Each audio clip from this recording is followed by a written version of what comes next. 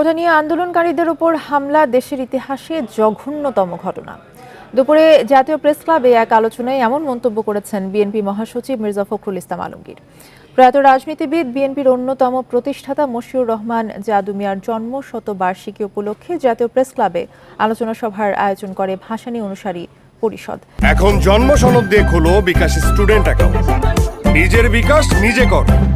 এতে প্রধান অতিথির বক্তব্যে ঢাকা ও জাহাঙ্গীরনগর সহ বিভিন্ন বিশ্ববিদ্যালয় কোটা বিরোধী আন্দোলনকারীদের ওপর ছাত্রলীগের হামলার নিন্দা ও প্রতিবাদ জানান বিএনপি মহাসচিব। তিনি বলেন, পাকিস্তান আমলের মতো সাধারণ শিক্ষার্থীদের ওপর হামলা চালানো হচ্ছে।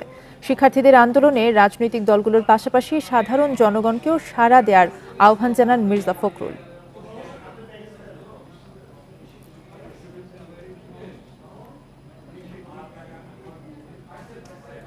যে ঘটনাটি ঘটিয়েছে এটা বাংলাদেশের রাজনীতির ইতিহাসে একটা জঘন্যতম ঘটনা।